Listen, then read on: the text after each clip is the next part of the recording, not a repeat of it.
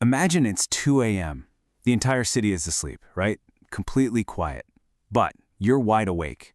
The room is pitch black, save for that harsh, blue glow of a smartphone screen reflecting right in your eyes. You keep checking it, turning it on and off, just hoping for a notification that, well, just isn't coming. In today's Explainer, we're exploring a really profound narrative drawn from the source material, The Architecture of Internal Joy. We're going to look closely at the invisible structures we build inside our own heads. We'll unpack why our minds sometimes turn against us, and more importantly, how we can actually rebuild them.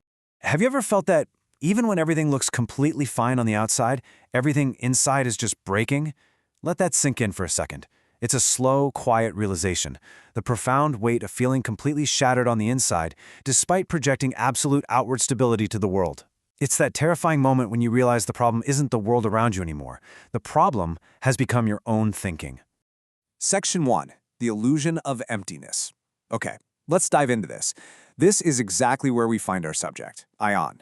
Lying awake at 2 a.m., setting his silent phone down. He's drowning in isolation, despite having a stable job, a roof over his head, and people in his life. He's experiencing that profound feeling of having absolutely nothing, while literally surrounded by everything.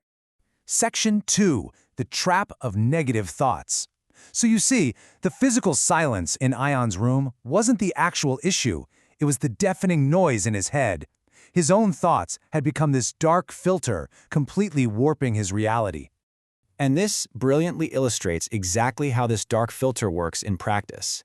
In objective reality, his boss praises his hard work, but Ayaan's mind instantly dismisses it.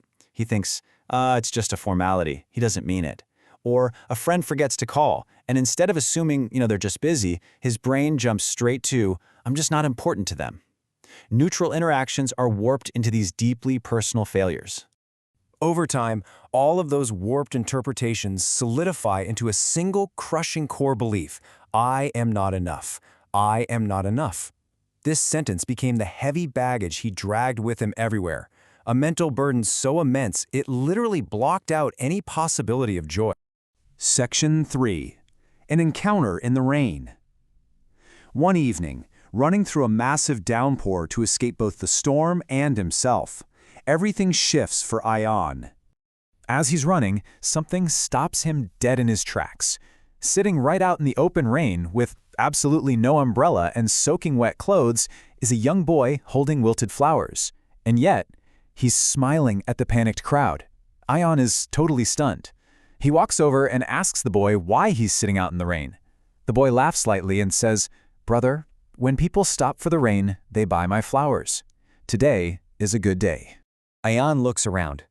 This child has no comforts, no safety net, facing immense hardships, yet there isn't a single trace of complaint on his face. Ayaan gently asks him, "Don't you feel bad? Things are so difficult?" And the boy looks right into Ayaan's eyes and says, "It only feels bad, brother, when we only look at the bad." Take a moment with that. It's an incredibly profound realization coming from a child. Misery, more often than not, stems entirely from what we actively choose to focus our attention on.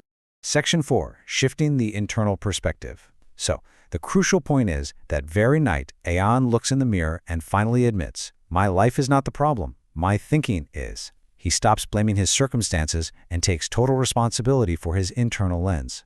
What Ayaan discovers is the core psychological takeaway of our explainer, the architecture of joy.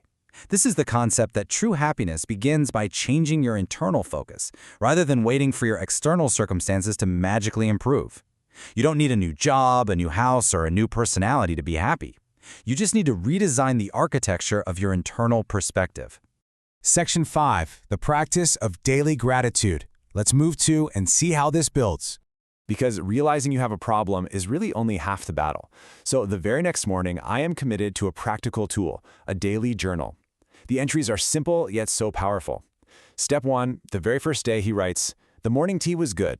That's it, nothing groundbreaking." Day 2, "Someone smiled at me today." And by day 3, we actually see a subtle shift in his baseline mood. "I am not feeling that bad today." Day by day, entry by entry, his journal fills up. By forcing his brain to scan his environment for the positive, rather than just defaulting to the negative, he's incrementally unburdening his mind. He's literally building new, healthy neural pathways. Section 6. Finding the Light Within. Fast forward a few months. And while Ayaan's external life hasn't changed at all, his mental architecture has completely transformed. Now, what's really interesting about this slide is the power of this behavioral shift. Previously, when it rained, Ayaan ran from it in distress. When lonely, he passively waited in the dark for someone else to message him. But with a new perspective, when it rains, he actually stops and appreciates the moment. When his phone is silent, he doesn't spiral into self-pity. He takes control and initiates a message himself. Because he took control, that dark, crushing motif we saw earlier has been completely rewritten into I am trying and that is enough. Can you feel the warmth in that? The immense cathartic release of finally giving yourself permission to just be human? He isn't demanding perfection from himself or the world anymore. He has found profound self-acceptance. We'll leave you with this final resonating thought from the source material. The darkness in life is rarely on the outside. It slowly builds up in our minds. And the truth is, the light starts from there too. It's an absolute game changer of a reminder that the power to change our experience of the world rests entirely within us. If the darkness is built brick by brick through negative focus, well, the light can be built step by step through gratitude and presence.